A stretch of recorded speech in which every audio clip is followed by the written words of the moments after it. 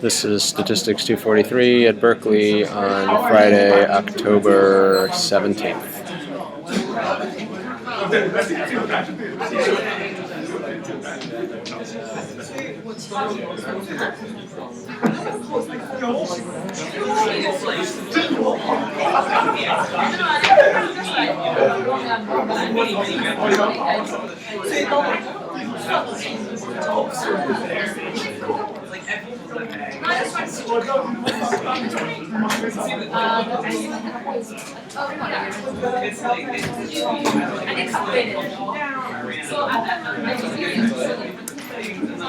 Okay, let's go ahead and get started.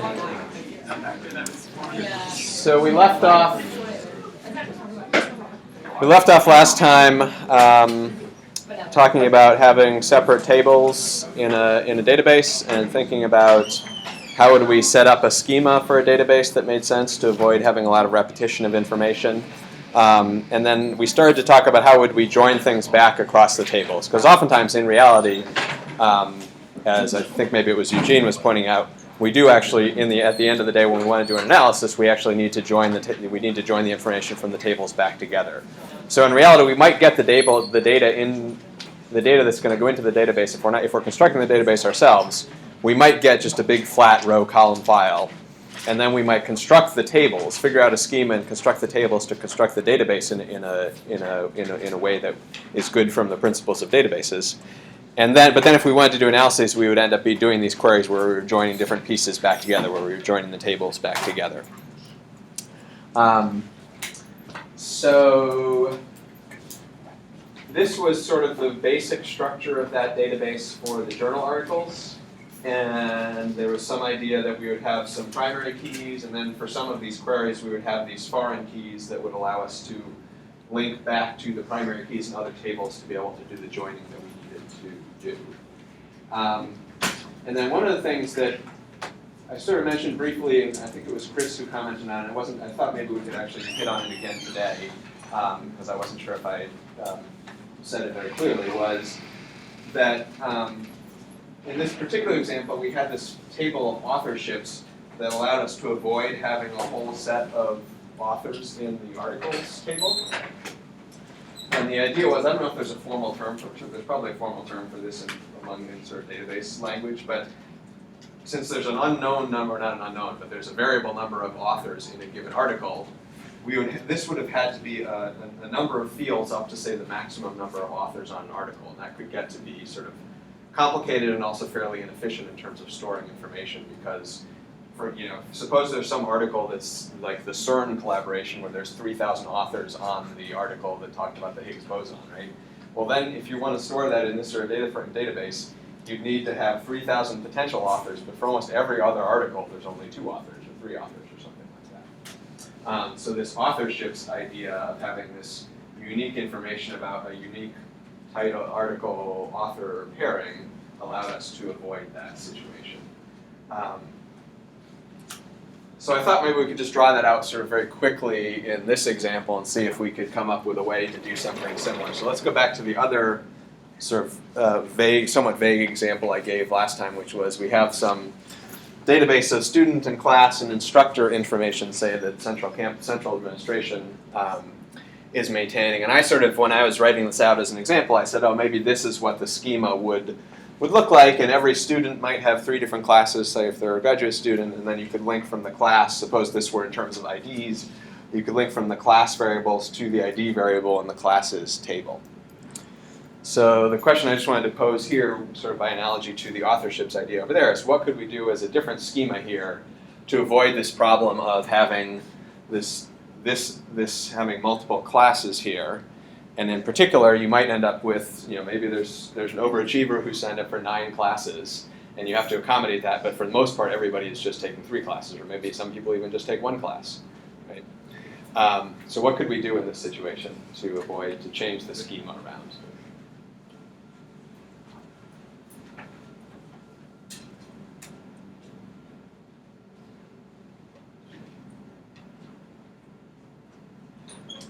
So Yan Chao, do you have any thoughts here?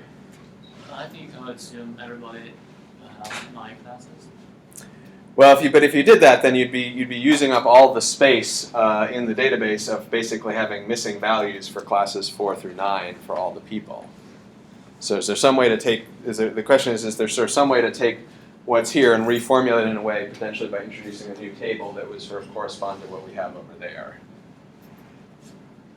Aurelian, any ideas? You can make one table per class, and for each row, it's not very efficient, but each row could be the key for a student.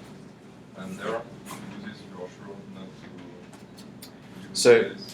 So you're saying to add are you saying to add the students into the classes table? So make for class 1 one table, for class 2 one table, for class 3 one table, and you put on each row of the table a student ID.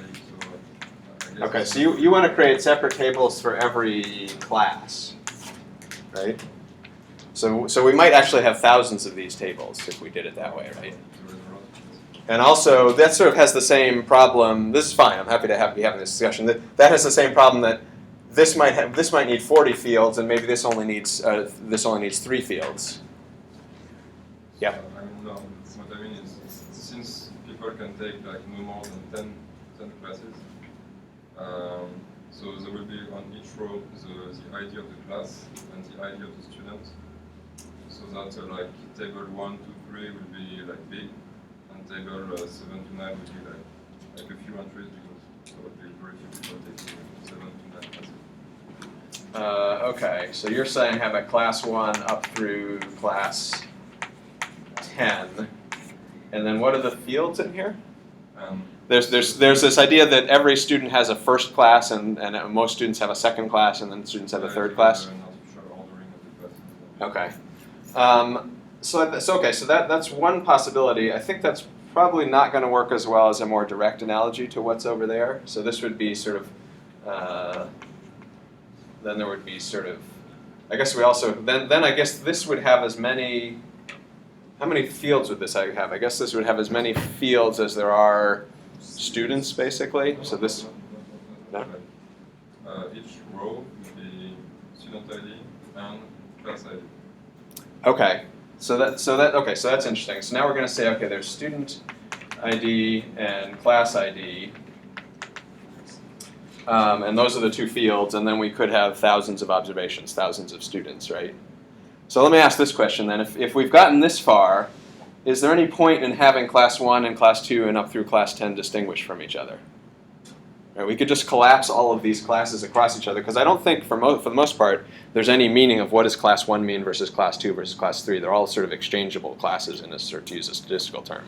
So we could just actually we could just change this to be, instead of class 1 up through 10, this could be sort of class memberships or something. I don't know what we would want to call it, or registrations maybe. Actually, maybe that's a better idea.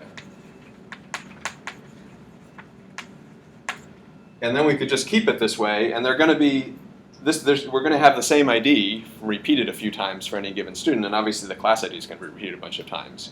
But I think this sort of takes what you said and puts it into that mold, and I think sort of solves the multiplicity issue. Yeah. And if you want order, you can just add another field, right? This is like the order of class. Yeah, I guess so. If somebody had a primary class and a secondary class and a tertiary class, you could put that in here in that information, which is sort of like I think what Chris had suggested in the authorships table over here. If we could, I just put in a new name for it, but he had said order, and I just thought as I was writing something like position might be another thing that we could call that, so we could put that in there. Okay, so any other comments, questions, thoughts? Okay, I just wanted to sort of hit more on that, a little bit more on that idea there. So now what I want to do is I'll just walk through the idea of sort of linking across tables and showing a few different ways of doing that to illustrate this with this journal ID database. And what we're basically going to do is what I've shown in the lines here, which is, suppose I'm going to ask about this statistician named Leo Bryan, and I want to know what the titles of the articles he produced. So in order to do that, I'm going to have to do this in a couple steps. I need to go from I need to figure out, okay, I know his name, I need to figure out his ID, because that's going to be the foreign key that allows me to, I guess it's sort of reversed here. That's going to be the key in this field that allows me to match up to the authorships field. And from there I can get the IDs, I think this is actually called title ID in what I'm going to show you. I can get the ID for the articles, and then I can link over here, and that's going to allow me to actually get the title from here. So it's sort of a bit of an awkward process because of the way the database is set up. But you know, we're sort of seeing there are pluses and minuses to doing things this way. Okay, so I've started up. I did the connection bit already. So I'm going to do this. I'm going to set up this SQL query. I'm going to query the database to get back the author IDs. Those are those two. I'm not sure why there are two. Maybe we'll discover that in a little bit, that there are two people with names like Bryman. Or it could be that there's some ambiguity and maybe he's entered as L. Bryman and Leo Bryman. And so that might be why.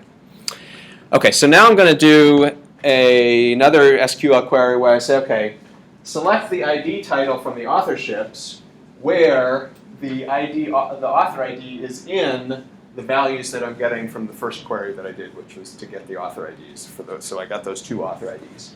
And this is basically using R string manipulation facilities to basically construct the query in the way that SQL is expecting it, and to sort of inject things in the right way. So let's see what this looks like. And if we actually look and see what's the string that I've constructed, I have to do it this way because of the way that I'm going to, from R, interface with the database, which is, oh, sorry about that. It's right there, okay. Which is, I know there are two of them, so I need to put two question marks in there. This is based on, basically related to the R interface. And then I'm going to do the query in this way using the R package syntax. So, okay, I'm going to apply this query to this, and then what gets plugged in place of these two question marks, which are conveniently still sitting there, is the two author IDs from this R object. So there's some interfacing between R and the SQL query going on here. Yeah. So we're doing the unlist and the slist. Let's see, where is that? In the middle. The IDs. Sorry, I'm not seeing. Oh, here. That's a good question. It does seem a little bit silly, doesn't it? I think I had a good reason for it. I think I'm going to let you discover that on your own if you... Well, actually, you don't have access to this database, so maybe I won't quite put the burden on you. So let's do it. Let's repeat this. You might get to discover this in a homework problem. So let's look at this. Is author IDs in this form, and then unlist of it. Unlist of it does that. So now it's like a vector, and then as.list of unlist of AIDs. Oh, gets it in sort of a regular list form. So I think this was I think what's going on is this is a data frame. The unlist gets it back to a vector, and I was trying to turn it into a sort of standard list. There might be a more elegant way to do this. This was what I happened to come up with as I was just playing around with it to see what format I needed to feed in as the input into replacing the question marks. Okay, so then I do my query, and I can get the results back. And if I, well, that didn't work very well. Let's see.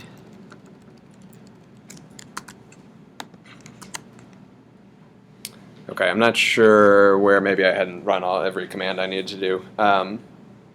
Okay, so now I get back these title IDs. So that's actually, that I should have written a title ID here instead of article ID. That's what that is. And so now I'm going to link over to the article ID.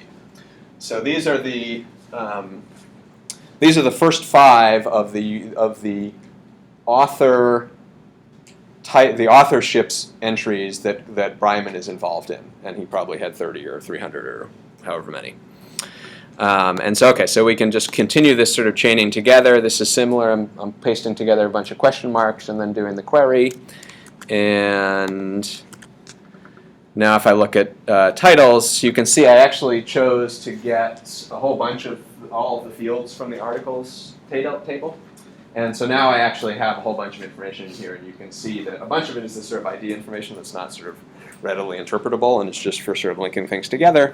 But okay, now this is more meaningful. We can see, what year he published these, what the titles of the articles were, and so on and so forth.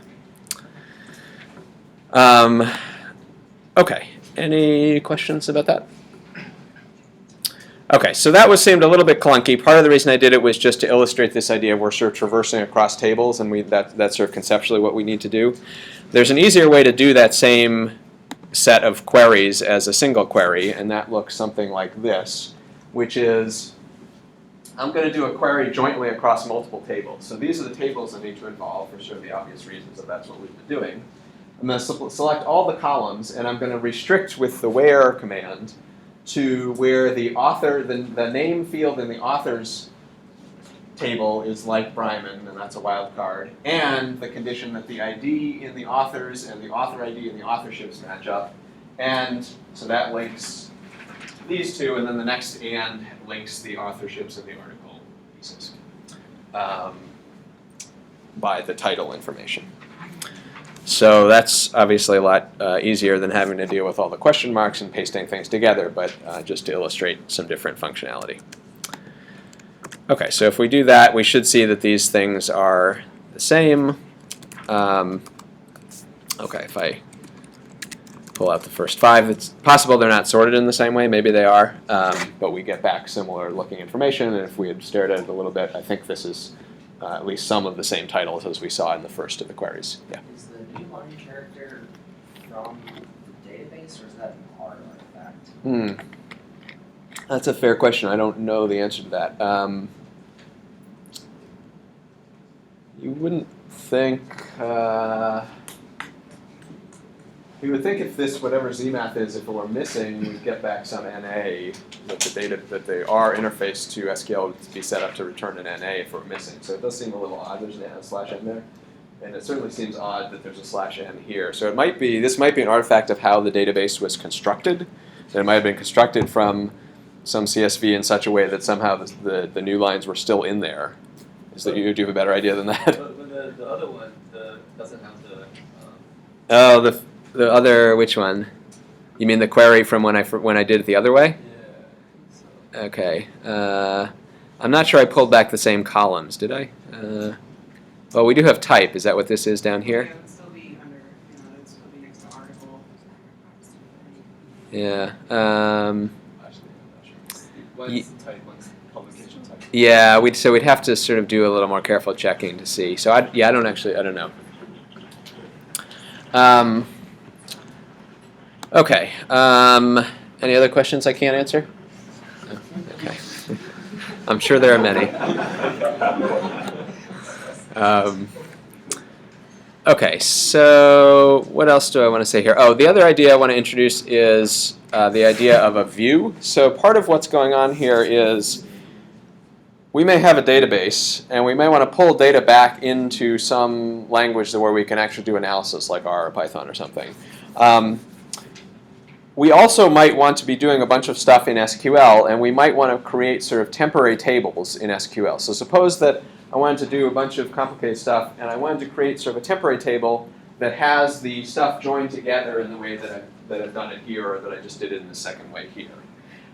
The idea is that you wouldn't necessarily create a whole new table on disk in the database, that you might create sort of a virtual table that is sitting, I'm not sure if it's actually sitting in memory or it's just can be reconstructed quickly. But you want to create one of these virtual tables that's called a view. So the way you could do that is something like this. And it turns out you need to make the database writable and not read-only in order to create the view. I guess because sort of meta information about the view is sort of stored in the database probably in some fashion. So here I'm going to create a view that I'm going to call full author info. And it's taking all the columns from joining the authors table and the authorships table, and the way that I'm joining and the way that I'm linking the two, the columns that allow me to do the linkage are author ID in this one and ID in that one. So this is basically doing a join of the two tables and creating this new table that's a view. It's not actually created on disk in the database, but it's a new thing that we can then query that view as if it were another one of these tables. So I'm not sure actually if I want to bother going through all of this. But the basic idea in terms of actually running it in R, the basic idea is here I create this full author info that's sort of a joining of the first two and then I create this partial article info that's another view that's joining the full author info with the articles. Okay, so I'm joining these two together as a virtual table, and then I'm joining that virtual table with this guy as another one of these views or virtual tables. And that would allow me, that's another way that would allow me to sort of pull out similar kinds of information to what we did in those other ways that we were talking about a few minutes ago. So I think that's all I want to say there.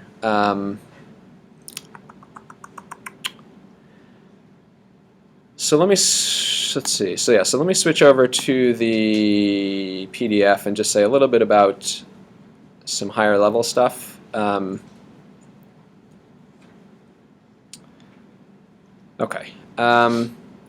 So I want to say a little bit more about join. So we saw a few places where I used the word join, and that's basically merging together two tables on some columns that contain common information that will allow me to do the merging.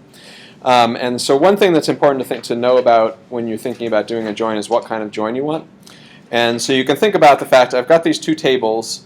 There might be some things in one table that aren't present in the other table. There might be some things present in the second table that are not present in the first table. And so there'd be going to be a bunch of sort of one-to-many, many-to-one kinds of different ways that I could do the joining. And so the basic idea of an inner join, which I say here, is I'm only going to return the observations where for the two fields that I'm using to do the join, well, maybe that's not a good way to say it. Basically, that I'm only going to return the results where there's information present when an observation is basically present in both of the tables. That would be an inner join. And a left outer join would be I'm going to always include all the observations in the first table, but if there are some observations in the second table that aren't present in the first table, I'm not going to include those. And a left outer join is the reverse. Well, I guess the left outer join is when they're all the rows from the first table, and a right outer join is all the rows from the second table.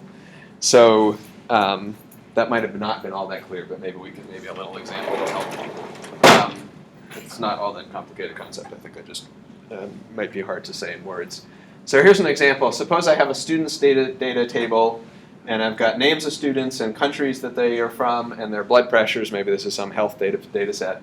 And then I have a countries table that has the names of the countries and their population or something. And I'm doing a very silly analysis where I need to know, I want to relate blood pressures to the populations of the countries because I think living in a country with a lot of people causes you to have high blood pressure or something. I just made this up in 2 seconds before class. So if I did an inner join of students and countries, and I used the two obvious fields to do the linkage, if I did an inner join, what would I get? I would get Sam, Pierre, and Fong, and I would get, let's add somebody else, Superman. And Superman actually doesn't have a country, which is why I chose him. So if, yeah, right. And we don't have planet information here, and so on and so forth. So if I do an inner join, I'm going to get these 3 people, and I'm going to get the populations for the US, France, and China included in that information. But I'm not going to get any rows that have Mexico or Japan in there, and I'm not going to get any rows that have Superman in there, because it's an inner join. If I did now I'm going to get my lefts and my rights probably confused. If I do a left outer join, then I'll get all 4 of these observations, and I'll include the population from the US, France, and China, but I won't get a population for Superman's country because he doesn't come from a country. But I'll still get Superman as a row in the table. I'll just get a missing value in there. And if I do a right outer join, it'll be the reverse, that I would get, I'm going to get this right, I would get Sam, Pierre, Fong. I wouldn't get Superman, but I would get a row for Mexico and Japan, but I wouldn't have any students. I would have missing students for those. And then a cross join is if you basically do what I would think of this as sort of an outer product, except we've already used the word outer, but it's all possible pairs of combinations. So I would get a row that had Sam in US, and let's do this in order. I get Sam in Japan, Sam in France, Sam in US, Sam in China, Sam in Mexico. I get Pierre in Japan, Pierre in France, Pierre in US. In this particular context, that seems like a bit of a silly join, but might be other cases where you need sort of the all possible combinations of the observations in each of the two tables. And it's not too much of a stretch to see that you could do a cross join with a condition, and that could be equivalent to doing an inner join. I'll let you guys think through that on your own time. Okay, so that was just sort of a quick intro to what these different kinds of joins are. Any questions about that? At least in my mind, when I end up doing this sort of thing, it's usually fairly straightforward to figure out what I need to do, and therefore just to go back and remember the terminology. Okay, so I want to say a little bit more about keys and indices. So we've already talked in some detail about this idea of keys that are either the column or the field or multiple fields that uniquely identify the observations, and this idea of foreign keys allowing us to link across the tables. The other important concept here is the idea of an index. And the idea of an index is that it is an ordering of the rows. And the main purpose of indexing, at least as far as I understand it, is to give us the ability to look up things much more quickly. So an index could be that we actually physically, in a physical sense of actually going in and reordering the observations in a table. So we could have an index where we actually go in and actually explicitly reorder them. Or the index could be a sort of new column that is basically tells you what the sorting of the table would be.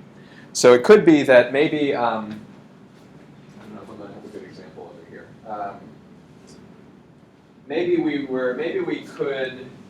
We might think about suppose we've got year in our articles thing, and we decide to put an index on year because we're going to end up wanting to do a lot of queries where we pull out all of the articles that were published before 1960 or all of those after 1990. If we're going to do queries like that, it's a good idea to have the index on the field that we're going to be doing subsetting based on. And so either I might reorder this entire table to have put it in order by year, or I might create an index that doesn't physically reorder this on disk, but would instead be basically, I guess the way I think of this is just a series of pointers. So we could have sort of our virtual year index. And it could say, it could have a 1, and that could basically be a pointer to the first article, the article that's first in calendar order in the database.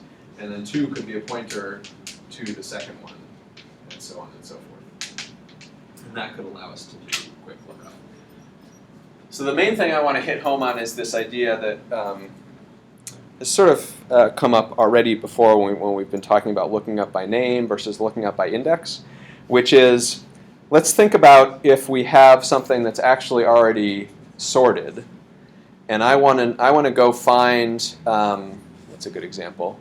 Let's take our year example. Suppose I want to go find articles that were from 1975. Right? If I want to do that and everything is in a haphazard order without an index, what do I have to do? I have to basically go through every single one, look up the year, and say, is that 1975 or not? So that's what people would call what is it here? That would be a linear lookup. I think some of the stuff we'll see later today or on Monday also calls this a vector lookup when we get to the data table package in R. So that'll basically be of the order of the number of rows in the table that we have to deal with. So that could take a lot of time, particularly if we have millions or billions or more rows. So the idea of having these indices is that it allows us to do a logarithmic time lookup. So I just wanted to sort of talk through what that would look like. So suppose that let's suppose for the sake of simplicity that the data table has actually been reordered by year. And so now I'm going to write it out as a flat file, flat table. So on and so forth. So I've got a 1959, a 1959, 1960, 1975, which is the one I'm looking for, 1975, 1981, et cetera, et cetera. How could I quickly go find the 1975 observations here? Yeah, really. You do like a dichotomy. I do a what? I don't know the right one. You go in the middle. Yep. And if it's the entry that you find is lower or higher, depending on the result, you go in the middle of the first half. Yep. Or the second half. Yeah, so let's actually, maybe I'll extend it onto my next board here, because otherwise this already was in the middle, so it wouldn't be a very interesting example. So now we've got 2000, 2000, 2010. Okay, so this would be a sort of binary, this would be called a binary search. So we basically go to the middle. Let's suppose that the middle is here. We look and see, is this value bigger than or less than 1975? Depending on what the answer is, we either go half, we either split this half in another half, or we split that half in another half. And so maybe we get to heat. So this would be half of this one. Now we say, okay, is this one bigger than or less than 1975? Then we go halfway here, and eventually we sort of narrow our way down. It'd be a little more complicated, I guess, in this case, if we're looking for more than one, but I think you're sort of getting an idea of how that would work. And it probably wouldn't take you, probably at least feels sort of intuitive that this idea of doing things in halves sort of feels like it might scale logarithmically.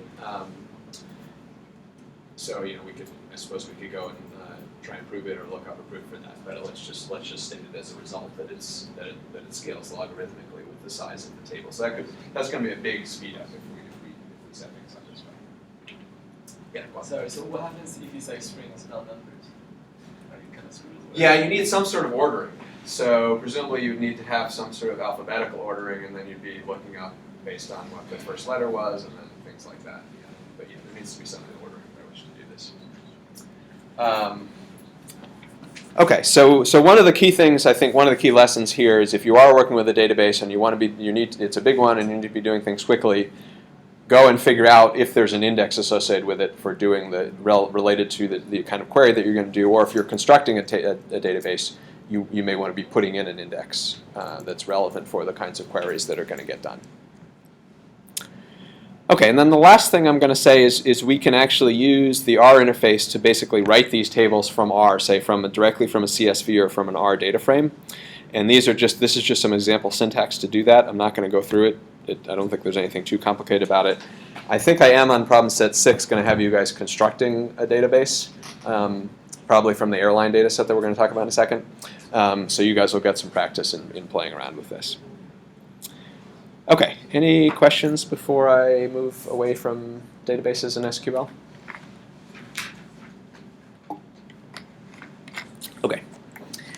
So now I want to talk about basically how would you handle, if you weren't working in the database context, how would you handle reading in and manipulating and analyzing really big data sets in R? And we're going to see some different tools for doing that. Before I say that, I was just going to say a side word that if you happen to know SAS or you don't mind learning a little bit of SAS, SAS is actually quite good at handling large data sets and doing database types of queries. And one of the things that's nice about what SAS does is it's able to do it really quickly, but it actually stores the data sets on disk rather than memory. And this is going to be one of the key distinctions I want to talk about in terms of R in a second, which is all that we've seen about R so far is if you read something into R, the whole thing is sitting in memory, in memory that's being used by R. And so if we had a data set that was 60 gigabytes or a terabyte, we just can't read it into R. We can't read the entire thing into R. We could manipulate it in SAS because as long as we have a disk that's big enough to hold it, we could handle it in SAS because it's working with disk. So I've done this a little bit. I don't use SAS much, but there is some example SAS code in here of reading a data set in, doing merging of two different data sets, doing some subsetting and those sorts of operations. Kelly? Is SAS slow because of that, or does it run at a comparable speed to R? See, I haven't done a lot of, part of the issue here is once you start working with these big data sets, you sort of can't do a one-to-one comparison because you might not even be able to read it into R. SAS is, I don't know sort of a lot of the technical details of what it's doing on the back end, but it is actually fairly quick in working with even very large data sets, even though they're not in memory. So I think it's pretty good about setting up the data set structure on disk such that it can be accessed in an efficient way from the program and from memory. Okay, so let me turn to R and say sort of a repeat of what I just said about SAS and this idea of disk versus memory, which is There are a few packages in R. A number of these have come out relatively recently, some of them just in the last couple of years, others in the last 5 or 8 years, that were basically designed to handle these sorts of problems. So people said, hey, I really like R, but it's really slow in either it's really slow at reading in a big data set, even if I can handle it in memory, or I just can't deal with my data set because it's too big to fit in memory, and R, there's nothing I can do therefore with R. So that some of these packages are basically designed to deal with that. And what we're going to see, we're going to do a little demonstration with, first with the data.table package, which is pretty new, and it basically, it does work with stuff in memory, but it sets it up, including some of these ideas of logarithmic search. It sets things up so it can do things pretty quickly. And then I'll talk about the FF package, which basically does sort of things similar to what I was talking about with SAS, where basically it provides R as a front end, but the data is actually sitting on disk. But it's sitting on disk in such a way that R is able to access it fairly quickly and manipulate it fairly quickly. And then Big LM allows us to fit very large linear models and GLMs to these data sets, and it makes use of FF or of big memory, which is sort of an alternative to FF. Big LM makes use of these guys as sort of the back ends for how the data set is stored. Okay, so the demo data set we're going to work with is a 12 gigabyte file, at least when it's stored as text, as a CSV, of all of the airline departure and arrivals, actually just all of the flights in the US from 1987 to 2008, with all sorts of information about what the airline was, where it departed from, where it arrived at, how much of a delay there was arriving, how much of a delay there was departing, and things like that. And it's a federal government database, dataset database, that was intended to make it clear to the public, sort of basically transparency and information about flight delays. That was sort of the goal of why the government set it up. So this is sort of a canonical data set that people in statistics use when they're trying to demonstrate stuff with sort of big data sets. I mean, this is not all that huge. 12 gigabytes is not all that big compared to some other things, but it's bigger than things we often work with on a day-to-day basis. Okay, so we're going to first use data.table to work with this data set in memory in R. And what that means is I'm going to have to use a machine that has a lot of memory. So I'm SSHing into Radagast, which has 64 gigabytes of RAM. So some of what we're going to do would not be possible on your laptop or on most of the servers we have. And so in some ways that's going to be a restriction on where we can do this. But it does provide a nice example of if we have the RAM that can handle the given data set, this is a decent way to work with things. So I'm going to try to do some of this as a live demo, which is a little bit dangerous with big data sets because things can take a long time. So I did a little bit of this in advance just before I got here. So here's the full 12 gigabyte CSV. I stored it on the /temp on Radagast. This is the actual physical hard drive attached to the Radagast server. And part of the importance of that is, in general, if we're working with big data sets, we want to be reading the data in from disk that is local to the machine. We don't want to be reading it across a network or reading it across from the web. So I physically moved the data set onto the /temp directory on this machine. And then I said, okay, use this fread function from the data.table package that's here. And I gave it the file name. And I said it's usually a good idea, I don't know if it's required, but I think it's usually a good idea, if you know it, to tell it what kinds of fields these are going to be. And that way it doesn't have to do a lot of querying to try and figure out, is this a numeric field? Is this a character field? Because otherwise it would have to go in and start to read stuff. And it might start to read stuff and say, oh, this looks like numbers. And then it gets to something where it has quartz or some word in there. It's like, oh, I can't actually treat this as numbers, I have to treat them as characters. And then it might have to go back and sort of reread or coerce things. So if you can tell it what the columns are, it's usually a good idea. And so I then did a system time on this. Oh, sorry, I'm getting confused. I did two things at once because I wanted to sort of do this so that I didn't have to do it all in real time. Ignore this. That's the way that I would read it in using data.table. And the output that was relevant for that call was that, okay, I read in 123 million rows, 29 columns from an 11 gigabyte file, and it took me 5 minutes to do it. So that's actually fairly quick in terms of reading in data into R. And what else do I want to say about this? So the idea is now if we, so that thing was called DT. And if we say, what's the class of DT? It says, you know what, it's a data table, but it's also one of these classes that has some inheritance and inherits from a data frame. So the idea is the data table builds on a data frame. You could treat it as a data frame, but it also has these special properties of one of these tables that can get treated using the functions in this data.table package that can do things fairly quickly on these tables.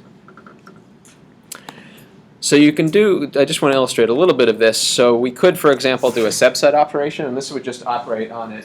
This is basically just operating on it as if it's a data frame. We're saying, okay, do a subset where I pull out only the departures from San Francisco International Airport and create a new data frame or data table actually out of that.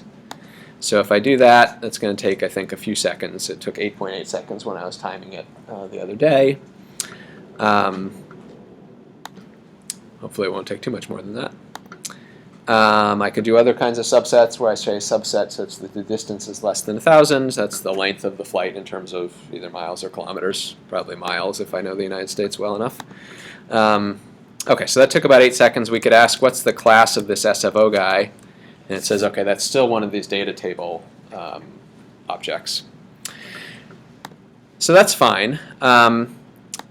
That's probably faster than if this were just a standard data frame, although it'd be interesting to try some experiments. But the real, one of the real benefits of, oh, I should have done this in advance.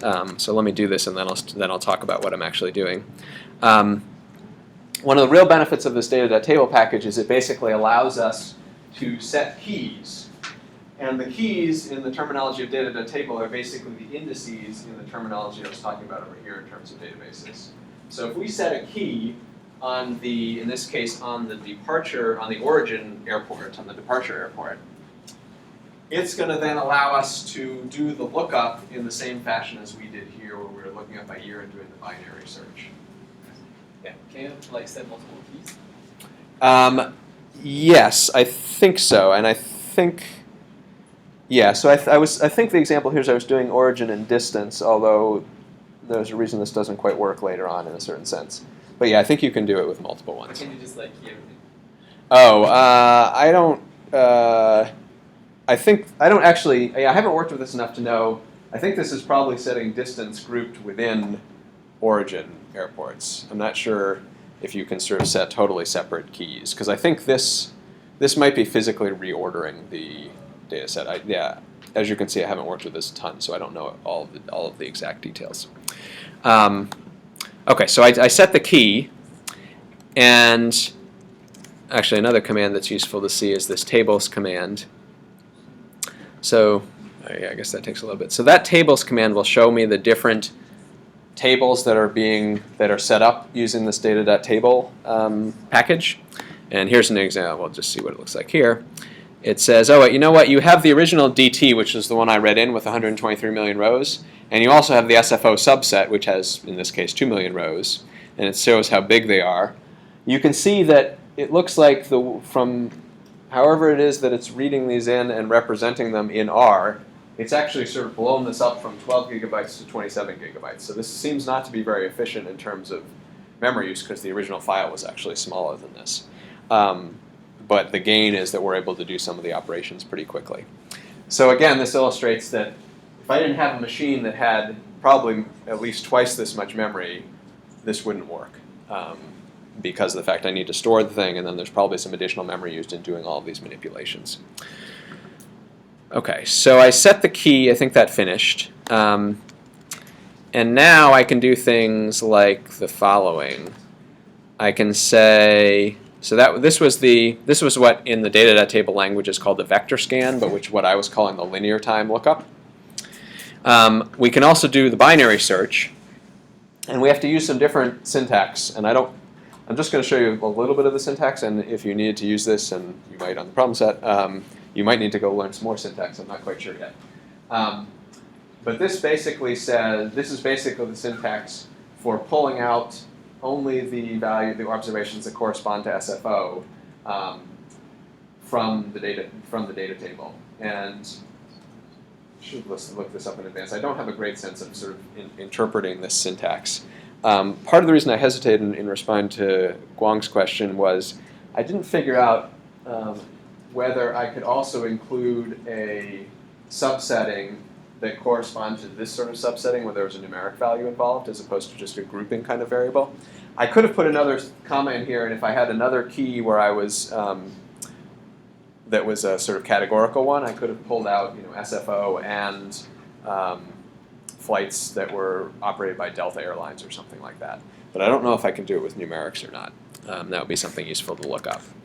But what we'll see is if we set this key, and you noticed setting the key took a little while, so this is not, there's a one-time cost to do this in advance. But that this binary search, which is what this is doing as opposed to the full sort of linear vectorized search up there, is a lot quicker to do this subsetting. So that was one of the main things I wanted to illustrate there. Okay, so let me see if there's anything else I wanted to comment on here. Yeah. Okay, so as I say here, there's a lot more to this. I really just scratched the surface. I think the main importance here is that you know this exists and have a sense of some of what it's doing. And if you were in this working with much bigger data sets and wanted to use it, then there'd be a bit more syntax that you would need to learn. There's not a ton, but there's a bit of it. Okay, so questions or comments there?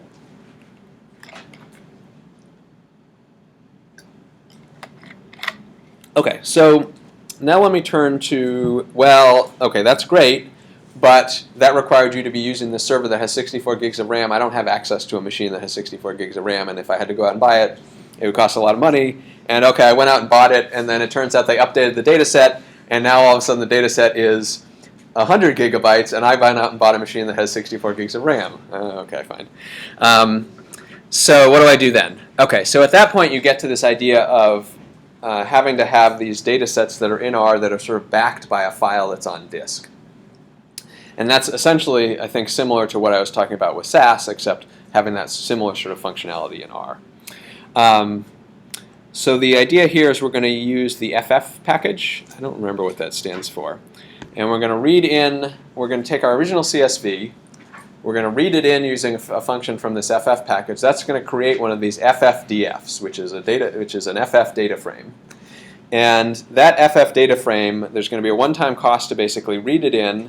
It's going to get read into R, I think, in chunks, so it's not going to overwhelm the memory on the machine, even if we have a big data set. And it's basically going to get manipulated and then stored back out on disk in a very specific format, such that when we later want to process it and use it, that the functions in the FF package can access and process through the data in a fairly quick fashion. And that involves, actually I don't know exactly what that involves. It involves sort of how the data is stored in terms of the different columns. It probably involves storage in terms of doing some sorting and things like this. The data file that is the backing file for the R object is stored in a binary format. So what does that look like? So that's going to look something like this. I'm going to tell it the name of the file. I'm going to use this read.csv.ffdf function. Again, it's a good idea if we can to tell it what types we want to have for the different fields in our data set. Turns out this took about 22 minutes to do, so it was much slower than that full memory-based operation that we just saw. And then what I need to do, if I want to then work with it later on, is I basically need to save it back out in this binary format, this special binary format. So that's what this FF save does. And that takes about 11 minutes. So there's a big pre-processing cost, or a big preparatory cost to doing all this. So what does it do? If we go and look on /temp in on Radagast, let me do this sorted by time in reverse order. Maybe that's not, oh, I guess that is in reverse order. Okay, it looks like I did this a few days ago. Here are the relevant lines. Here's the original CSV. That's the 12 gigabytes. When I read in the data set into R and then save it back out in the special FF format, it produces two files. It produces an R data file, which is small, as you can see. I believe what's in there is basically some metadata information. And it produces this FF data object, which is not small, but an order of magnitude smaller than the original CSV. So the binary, storing in a binary format is much more efficient than storing it as just the text CSV file. And so basically, this is now stored in this format on disk. And now, forevermore, as long as I keep that file around, I can load that file in to be accessible to me to do operations using this FF load. And that operation only took 107 seconds, so about a minute and a half, minute and 3/4. So this was even faster than reading in using data.table fully into memory in R. So again, there's sort of trade-offs in doing things up front and then being able to do things quicker later on. So when we pick up again on Monday, I will show you a little bit more manipulation of stuff with the FF package. I'll show you fitting a linear model to the data, and then there'll be a couple small things, and then I'll probably have a time to launch into MapReduce and Spark as well.